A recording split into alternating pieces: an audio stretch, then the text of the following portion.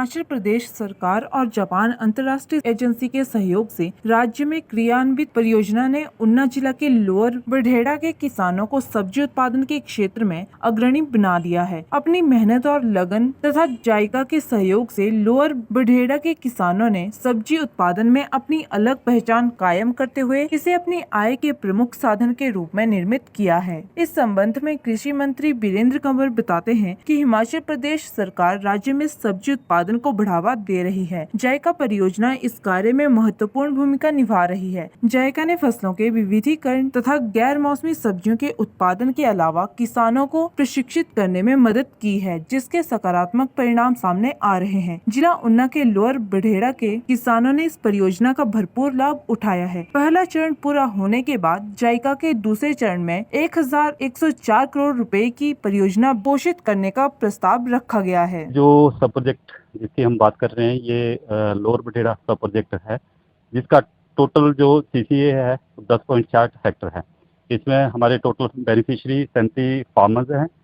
इनका ये जो स्कीम हमारी स्टार्ट हुई थी ये जून 2014 में स्टार्ट हुई थी और ये कंप्लीट हो गई थी मई 2015 में। इसकी जो टोटल कंप्लीशन कॉस्ट आई है जो कंस्ट्रक्शन के ऊपर है वो करीब 30 लाख के करीब इसकी कंस्ट्रक्शन कॉस्ट है। इसमें जो मोटर लगी हुई है वो 10 HP की मोटर लगी हुई है। यहाँ पे एक हमने यहाँ पे फार्म एक्सेस रोड कंस्ट्रक्ट किया है, जिसका जो कुल खर्चा है हमारा 5,06,000 आया है। ये यहाँ एक सोलर सिस्टम भी लगाया है, जिससे कि फार्मर को बिजली का खर्चा उससे काफ़ी कम हुआ है, जिसमें कि सोलर सिस्टम लगाने पे 16,65,000 का खर्चा हुआ है। एक यहाँ फार्मर हैं उनको हमने पॉली हाउस भी दिया हुआ है, जिसमें हमारा 1,60,000 के करीब खर्चा हुआ है। और फार्मर पानी का ज़्यादा वेस्टेज ना हो इसलिए उनको माइक्रो इरिगेशन दिए गए हैं, जिसमें हमने 2 लाख के करीब खर्चा किया हुआ है। ट्रेनिंग के ऊपर इस सब प्रोजेक्ट में हमने 11,76,000 के करीब खर्चा कर दिया हुआ है, जो कि हमारी स्कीम ये 2009-10 में शुरू हुई थी। जो ये प्रोजेक्ट है ये 2009-10 में शुरू हुआ था और दिसंबर 2020 में ये प्रोजेक्ट फर्स्ट फेज जो है इसका खत्म हो जाएगा। जो हमने फार्मर को मशीनरी वगैरह दी है इसमें, जिससे कि फार्मर का टाइम बचे और फार्मर अपने बेस पे हर एक छोटे छोटे जो काम है कर ले। 80-20 रेशो में हमने फार्मर को मशीनरी दी हुई है, जिसमें कि 80% जो है वो प्रोजेक्ट शेयर था, जिसमें कि हमारा जो खर्चा हुआ 7,65,000 के करीब हुआ है। इसमें जो अगर इनकम पर हेक्टर की जाए, जो हमारे इस सब प्रोजेक्ट की इस स्कीम शुरू होने से पहले जो पर हेक्टर इसकी इनकम थी वो 60,000 के करीब थी। और आज के टाइम में अगर हम बात करें 4 साल के बाद अगर हम बात करें तो पर हेक्टर जो फ़ायदा हुआ है वो 5,50,000 के करीब इसमें पर हेक्टर का इनकम है इस टाइम फार्मर की। और जो अगर हम ग्रॉस एनुअल इनकम की पूरे सब प्रोजेक्ट की बात करें तो जब प्रोजेक्ट स्टार्ट होने से पहले की बात है तो उस टाइम अगर पूरे जो 10.60 हेक्टर हमारा एरिया है इसमें 6,36,000 जो 800 रुपये जो थी वो पूरे सब प्रोजेक्ट की इनकम थी। और इस टाइम जो पूरे सब प्रोजेक्ट 10.60 हेक्टर की बात करें तो ग्रॉस एनुअल इनकम जो है वो 58,55,000 के करीब है। और इसमें 2000 करीब 19 का अगर हम डाइवर्सिफिकेशन की बात करें तो जो 2019 में हमारी डाइवर्सिफिकेशन है 45% इस सब प्रोजेक्ट के में हमारी डाइवर्सिफिकेशन है। डाइवर्सिफिकेशन का मतलब ये है कि फार्मर जो हैं कणक और मक्की से हट के वेजिटेबल की तरफ गए हैं। और रबी 2019-20 में जो है हमारी 81% है, जिसमें कि हमारा जैद पोटैटो का मेन सीजन है। जैद पोटैटो में हमारा 9.5 हेक्टर का एरिया जो है इसमें कवर किया गया है। तो ये सब प्रोजेक्ट हमारा बहुत अच्छा चला हुआ है। फार्मर भी इसमें काफ़ी इफेक्टिव हैं, बहुत लोग इसमें मेहनत करते हैं।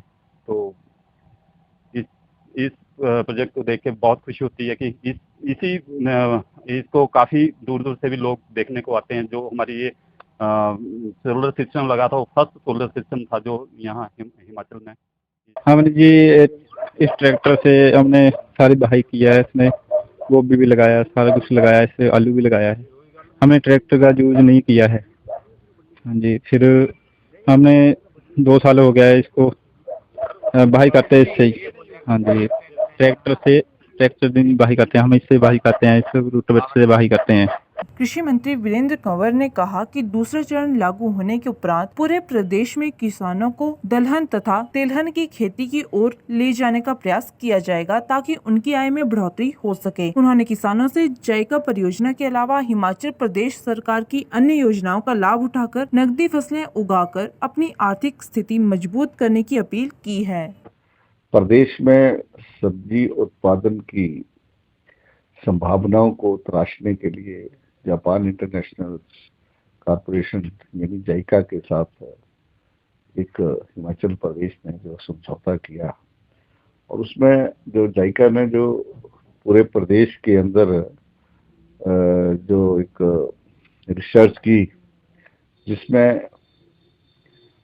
रिपोर्ट जो है वो 2009 को जो है वो प्राप्त हुई, और उन्होंने एक पायलट प्रोजेक्ट के रूप में 5 जिलों को जो है वो दिया गया, जिसमें 266 करोड़ रुपए जो है वो प्रथम चरण में जो है वो खर्च किए, और इसमें बहुत अच्छे परिणाम जो है वो सामने आए। जहां जिसका हमारा जो मेन उद्देश्य था कि फसलों की डाइवर्सिफिकेशन करना, किसान की आय को जो है वो जो दुगना करना, गैर मौसमी सब्जी उत्पादन में जो है वो किसान को ले जाना, और साथ में जहां किसानों का प्रशिक्षण करना और वहां पर काम करने वाले अधिकारियों को जो भी है उनको भी जो है इस और प्रशिक्षित करना, ये जो था वो प्रोजेक्ट का जो था वो मेन उद्देश्य था। और इसके अच्छे और सुखद परिणाम जो है वो आए। बढेड़ा लोअर और घंगुराला में जहां किसानों को सिंचाई की सुविधा भी दी गई, किसानों को जो है वो प्रशिक्षित किया गया कि वो कैश क्रॉप की तरफ बढ़े और किसान उस और बढ़े, और बड़े सकारात्मक परिणाम जो है वो इसमें आए। किसानों की आय 2 गुना से 3 गुना जो है वो बढ़ी है।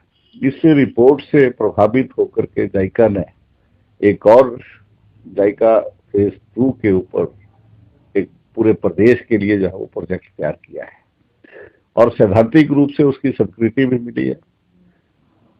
अगले वित्तीय वर्ष से जो है वो पूरे प्रदेश के अंदर करीब 7 करोड़ रुपए का ये प्रोजेक्ट है, ये स्वीकृत हुआ है, और इससे हम गैर मौसमी सब्जियों की तरफ और जो दूसरी दालें और तिलहन इस तरफ जो है वो किसानों को ले जाएंगे, ताकि उनको अच्छी फसलें, अच्छी नकदी जो है वो और आय जो है वो इससे किसानों को हो। इसके लिए जो है वो ये प्रोजेक्ट काम करेगा। मेरा सभी किसानों से ये अपील है कि वो जो प्रोजेक्ट का जितना भी है अपना ये लाभ उठाएं, और अपनी जो फसलें हैं, हम परंपरागत जो फसलें अपनी खेती से लेते हैं, हम उससे हट करके हम कैश क्रॉप की तरफ जो है वो आगे बढ़े। ये मेरा जो है उनसे निवेदन रहेगा, ताकि उनकी आय जो है वो उससे जो है वो दुगनी और तिगनी हो सके। ऊना से आपका फैसला टीवी के लिए जिला ब्यूरो चीफ जीवन शर्मा के साथ संवाददाता राजीव राठौर की रिपोर्ट।